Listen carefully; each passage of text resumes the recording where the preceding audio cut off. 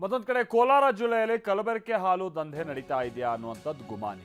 ಮುಳುಬಾಗ್ಲು ಹಾಗೆ ಕೆಜಿಎಫ್ ಜೊತೆಗೆ ಶ್ರೀನಿವಾಸಪುರದಲ್ಲಿ ಈ ಹಾಲಿಗೆ ಕಲಬೆರಕೆ ಮಾಡುವಂತ ದಂಧೆ ನಡೀತಾ ಇದೆಯಂತೆ. ಇದಕ್ಕೆ ಸಂಬಂಧಪಟ್ಟಂಗೆ ಮೇಲಿನ ಮೇಲೆ ದೂರುಗಳು ಕೇಳಿ ಬರ್ತಾ ಇದ್ದಂತ ಹಿನ್ನೆಲೆಯಲ್ಲಿ 32 ಸ್ಥಳಗಳಲ್ಲಿ ದಾಳಿಯಾಗಿದೆ. ಆಹಾರ ಸುರಕ್ಷತಾ ಇಲಾಖೆ ಅಧಿಕಾರಿಗಳು ಈ ದಾಳಿಯನ್ನ ಮಾಡಿದ್ದಾರೆ. ಸುಮಾರು 42 ಹಾಲಿನ ಮಾದರಿಯನ್ನ ಅಧಿಕಾರಿಗಳು ಸಂಗ್ರಹಿಸಿದ್ದಾರೆ. ಕಲಬೆರಕೆ ಆಗಿರುವಂತಹ ಹಾಲಿನ ಮಾದರಿಯನ್ನ ಸದ್ಯ ಈಗ ಪ್ರಯೋಗಾಲಯಕ್ಕೆ ರವಾನೆ ಮಾಡಲಾಗಿದ್ದು ರಿಪೋರ್ಟ್ಗಾಗಿ ಕಾಯಲಾಗ್ತಾ ಇದೆ. ಕೋಲಾರ ಜಿಲ್ಲಾಡಳಿತ ವರದಿ ಬಂದ ಬಳಿಕ ಖಾಸಗಿ ಹಾಗೆ ಅನಧಿಕೃತ ಡೈರಿಗಳು ಏನಾದರೂ ಇಂಥ ಕೃತ್ಯವನ್ನ ಎಸಗಿದ್ದಿದ್ರೆ ಕಲಬೆರಕೆ ಮಾಡೋದು ಅವುಗಳನ್ನ ಬಂದ್ ಮಾಡ್ತೀವಿ ಅನ್ನುವಂಥ ಎಚ್ಚರಿಕೆಯನ್ನ ನೀಡಲಾಗಿದೆ.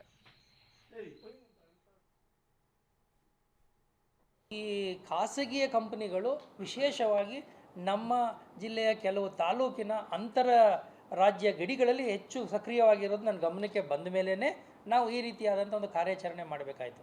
ವಿಶೇಷವಾಗಿ KGFನ ಗಡಿ ಭಾಗ, ಮುಳುಬಾಗಿಲಿನ ಗಡಿ ಭಾಗ ಮತ್ತು ಶ್ರೀನಿವಾಸಪುರದ ಗಡಿ ಭಾಗದಲ್ಲಿ ಆಂಧ್ರದಿಂದ ಕೆಲವಾರು ಖಾಸಗಿ ವ್ಯಕ್ತಿಗಳು ಮತ್ತು ಖಾಸಗಿ ಕಂಪನಿಗಳು 4-6 ಕಂಪನಿಗಳಿದೆ, ನಾವು ಐಡೆಂಟಿಫೈ ಮಾಡಿದ್ದೀವಿ. ಈಗ ನಾವು ಅವತ್ತು ಏನು ಸೀಸ್ ಮಾಡಿದ್ದೀವಿ ಆ ಎಲ್ಲ 32 ಗ್ರಾಮಗಳಿಗೆ ಹೋದಾಗ ಆ ಎಲ್ಲವನ್ನು ಕೂಡ ನಾವು ಲ್ಯಾಬ್ರೇಟ್ರಿ ಕಳಿಸಿದ್ದೀವಿ. ಆ ಹಾಲನ್ನು ಟೆಸ್ಟಿಂಗಿಗೆ ಆ ರಿಪೋರ್ಟ್ಗೋಸ್ಕರ ನಾನು ಕಾಯ್ತಾ ಇದ್ದೀನಿ. ಒಂದು ವೇಳೆ ಆ ರಿಪೋರ್ಟು ಏನಾದರೂ ಅವು ಎಲ್ಲವೂ ಕಲುಷಿತವಾಗಿದೆ, ಕಲಬೆರಕೆಯಿಂದ ಕೂಡಿದೆ ಅಂತಂದಾಗ ಅಲ್ಲಿ 2 ಪಾಯಿಂಟ್ಗಳಿದೆ, ನಿಮ್ಗೆ ಗೊತ್ತಿದೆ. ಒಂದು ಪ್ರೊಕ್ಯೂರ್ಮೆಂಟ್ ಪಾಯಿಂಟ್ಗಳನ್ನು ಇವರು ಏನು ಮಾಡ್ತಾರೆ, ಮನೆಗಳಲ್ಲೇ ಮಾಡ್ಕೊಂಬಿಟ್ಟಿದ್ದಾರೆ. ಮನೆಯನ್ನು ಅವರು ಕಮರ್ಷಿಯಲ್ ಆ್ಯಕ್ಟಿವಿಟಿಗೆ ಉಪಯೋಗಿಸ್ತಾ ಇದ್ದಾರೆ, ವಿಚ್ ಈಸ್ ನಾಟ್ ಕರೆಕ್ಟ್.